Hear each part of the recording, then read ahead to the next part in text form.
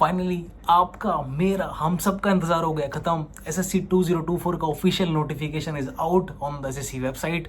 तो हम इस वीडियो में वही बात करने वाले हैं एमटीएस के बारे में। इस बार कितनी वैकेंसीज आई हैं, कितनी हवलदार की वैकेंसीज हैं, कितनी नॉर्मल एमटीएस की वैकेंसीज हैं, क्या रहेगी आपकी स्ट्रैटेजी, क्या होगा इसका एग्जाम पैटर्न, आपका ओबीसी एससी सर्टिफिकेट के बारे में, होम पोस्टिंग के लिए आपको क्या करना पड़ेगा, कैसा होता है इसमें प्रमोशन, क्या होती है आपकी सैलरी। तो चलिए इस वीडियो में आप सारी की सारी बातें डिस्कस करते हैं। वीडियो को शुरू करते हैं। वीडियो शुरू करने से पहले एक इंपॉर्टेंट बात वही है जनाब कि अगर आप मेरे चैनल पर फर्स्ट टाइम आए हैं तो please subscribe to my channel the Sarkari guy. मेरा सेम नेम है इंस्टाग्राम पे भी, आप मुझे वहां जाके फॉलो कर सकते हैं, डीएम कर सकते हैं। And we are soon to become a family of 20K, so please share it among with your friends and subscribe the channel.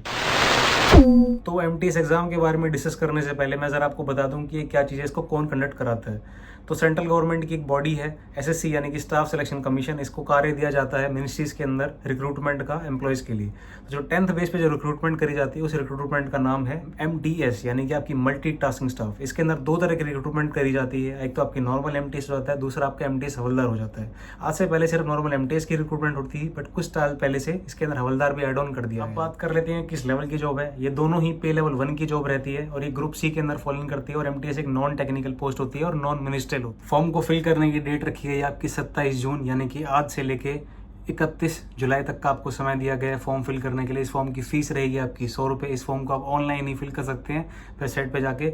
अगर आपने एसएससी की न्यू वेबसाइट पे जाके अब तक रजिस्टर नहीं करा तो वहाँ जाकर रजिस्टर करो। आपको ओटीआर 1 टाइम रजिस्ट्रेशन करना पड़ेगा, उसके बाद ही आप फॉर्म को फिल करने के लिए अप्लाई कर पाओगे। इस फॉर्म को पुरुष एवं स्त्री दोनों ही फिल कर सकते हैं। यहाँ पे जेंडर की कोई भी बाध्यता नहीं है किसी भी प्रकार की। इनफैक्ट गर्ल्स एंड वुमेन के लिए तो ये फॉर्म बिल्कुल फ्री है। एंड जनरल की बात करें तो और ओबीसी की बात करें उनके लिए इस फॉर्म की फीस 100 रुपीज़ है। बाकी एससी एसटी के लिए इस फॉर्म की फीस 0 है। अब अगर रिजर्वेशन की बात हो रही है तो मैं ये कहूँगा मेरे कोई भी भाई बंधु अगर रिजर्वेशन के बेस पे फॉर्म फिल कर रहा हो तो वो क्रूशियल डेट से पहले यानी कि 31 जुलाई से पहले अपने सारे डॉक्यूमेंट्स अपने पास रखे। उससे पहले की डेट के डॉक्यूमेंट्स वैलिड होंगे, क्योंकि जब आपका फाइनल सिलेक्शन हो जाएगा, अगर आपका डिपार्टमेंट जो है आपका डीवी करेगा तो उस टाइम पर आपसे क्रूशियल डेट से पहले के ही डॉक्यूमेंट मांगने वाला है। तो अगर कोई भी आप में से ओबीसी हो तो अपना सेंट्रल बनवा के तैयार कर लो भैया। अगर पहले पुराना हो गया ओबीसी 3 साल से ज़्यादा पुराना हो तो एनसीएल बनवा लो। मैं तो ये कहता हूँ कि एनसीएल बनवा के ही रखो हर साल फाइनेंशियल खत्म होने के बाद ही। कोई भाई बंधु ईडब्ल्यूएस हो तो ईडब्ल्यूएस रिन्यू करवा लो। एससी एसटी हो भैया कोई तो उनको रिन्यू करने की जरूरत नहीं है। बस ये पक्का कर लो कि आपके पास सेंट्रल का सर्टिफिकेट होना चाहिए। ओबीसी एससी एसटी इन सभी के आपको ऑफिशियल फॉर्मेट्स इसी पीडीएफ के एनेक्सर के अंदर मिल जाएंगे। फिर भी अगर आपके मन में कोई डाउट रह जाए तो मैं आपके लिए एक डेडिकेटेड वीडियो बड़ी जल्दी ले आऊंगा ओबीसी एससी एसटी और ईडब्ल्यूएस इन सभी के सर्टिफिकेट्स के लिए। इसके अलावा आपको रिजर्वेशन अपने बेंचमार्क डिसेबिलिटी के अंदर भी मिल जाती है। उसकी नोटिफिकेशन है इस प्रकार से, आपको ब्लाइंडनेस वगैरह और हवलदार के अंदर ये कुछ छूट मिल जाती है। बात करते हैं इस एग्जाम की एज लिमिट के बारे में।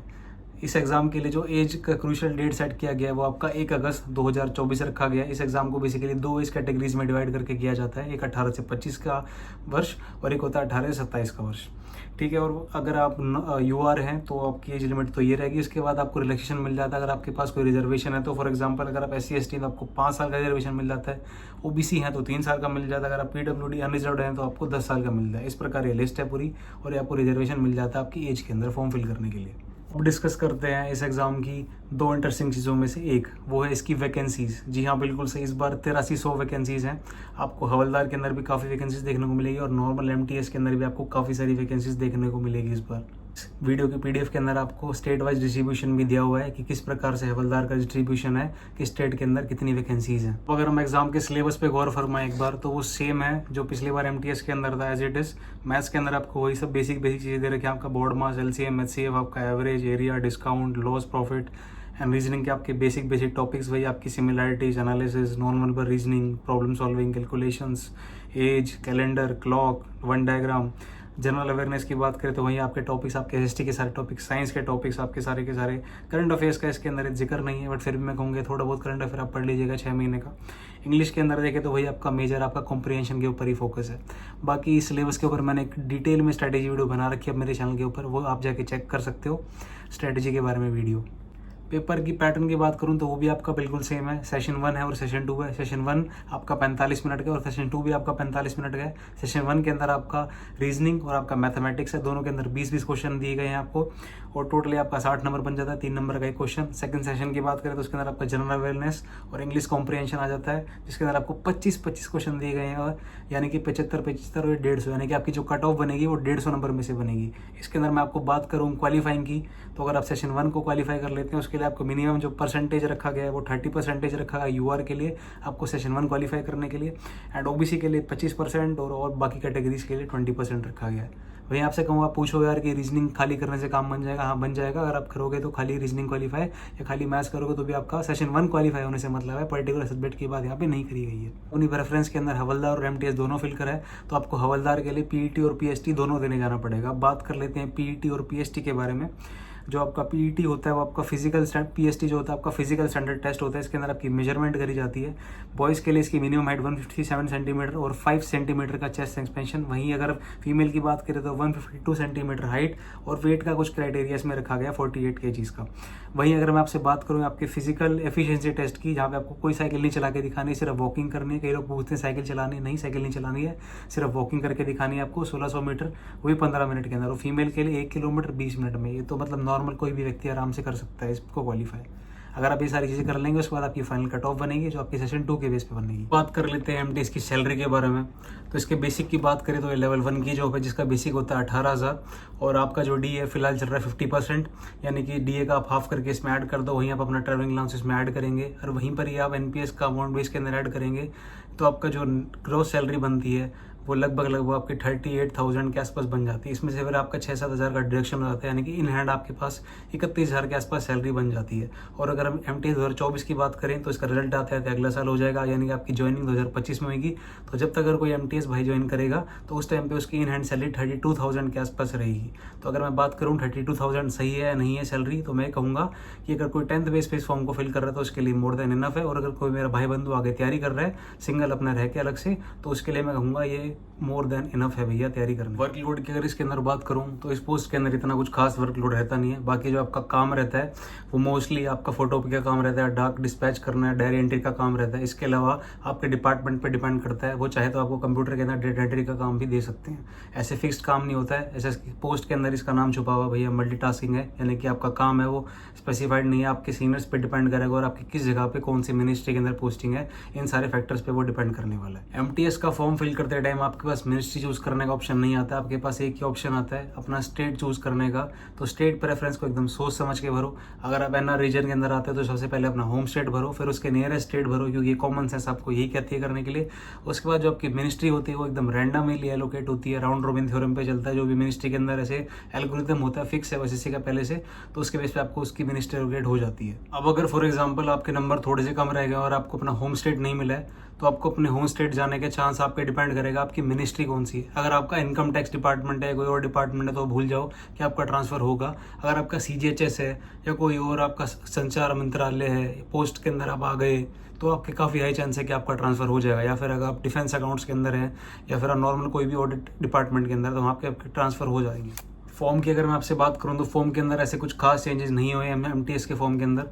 आपकी वैकेंसीज बढ़ी है जो कि आपके लिए पॉजिटिव बात है। और दूसरी पॉजिटिव बात आपके लिए ये है जनाब कि इसके अंदर आपको एक अलग से हेल्पलाइन नंबर दिया गया है इस बार फ़ोन करने के लिए। तो आपको कोई भी दिक्कत आए ना, मेरे समझाने के बाद भी फॉर्म फिल करने के अंदर, भैया साइन रेड पेन से करूँ, ब्लू पेन से करूँ, ब्लैक पेन से करूँ, ऐसे फोटो का ये सब हर एक चीज़, तो आप इस फोन नंबर पर कॉल करके कन्फर्म कर सकते हो। उसके अलावा मैं कहूँगा कि आप फोटो खींचते टाइम एकदम क्लियर कर रखें, अपना बैकग्राउंड वाइट रखें और साइन को अच्छे से अपलोड करें ताकि आपका फॉर्म बिल्कुल भी रिजेक्ट ना हो, क्योंकि ये गोल्डन चांस है आप सभी के लिए।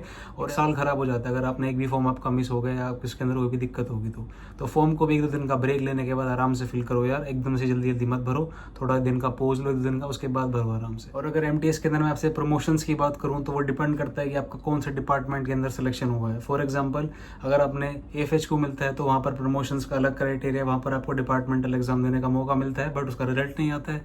वहीं अगर आपको कोई और सर्विस मिलती है, फॉर एग्जाम्पल आपको इनकम टैक्स मिलता है या जीएसटी मिलता है आपको किसी भी स्टेट मिनिस्ट्री के अंदर, तो आपके लिए अच्छा है क्योंकि वहाँ पे प्रमोशन क्राइटेरिया अच्छे हैं। वहीं अगर आपने हवलदार चूज करा है तो हवलदार के जो प्रमोशंस है वो मैं कहूँगा कि बहुत ही ज़्यादा लुल है, यानी कि बहुत ही ज़्यादा स्लो है। बट अगर आपको तैयारी करनी है आगे अपने एग्जाम की तो उसके लिए मैं कहूँगा कि ये दोनों की दोनों पोस्ट ही ठीक है, इसमें कोई दिक्कत वाली बात नहीं है बिल्कुल। और हाँ भाई, तुम में से कोई भी मेरा भाई बंधु अगर दोनों फिल करेगा, एमटीएस नॉर्मल वाला और एमटीएस हवलदार, तो ये मत सोचना कि अगर तुमने हवलदार का पीईटी किसी कारणवश फेल कर दिया तुम्हें इसकी मेरिट लिस्ट के लिए कंसिडर नहीं किया जाएगा।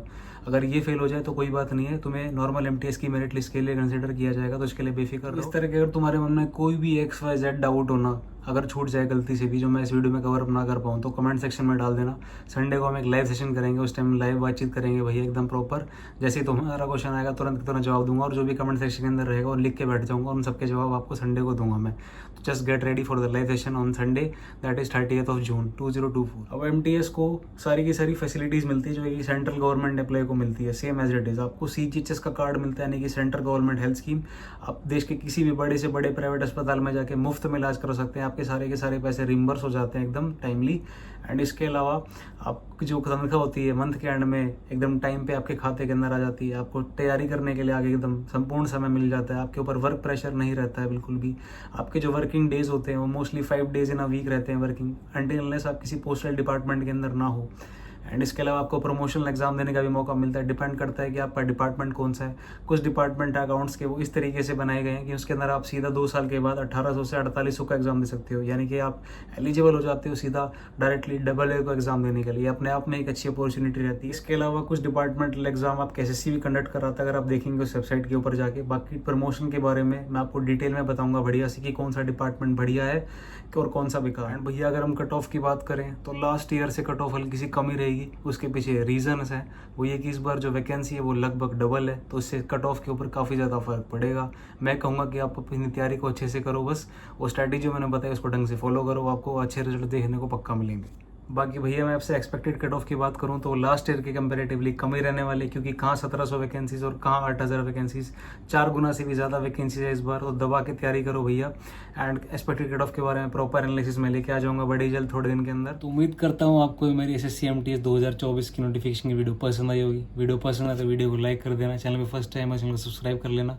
हम बड़ी जल्द 20K की फैमिली होने वाले हैं। सब्सक्राइब करने से मुझे एक हल्का सा मोटिवेशन मिलता है और एक स्पार्क आता है अंदर से, इससे मैं आगे और मेहनत करूँगा आपके लिए। और फ्यूचर में जो भी आपके लिए सर्टिफिकेट वाली वीडियो बनानी है, प्रमोशन की वीडियो बनानी है, डिपार्टमेंट की वीडियो बनानी है, वो मैं डबल जोश से बनाऊंगा आपके लिए और एकदम फुल शिद्दत से बनाऊंगा, फुल डिटेल में बनाऊंगा। आपका अपना 10 सरकारी guy, not just an government employ. Bye bye, take care guys.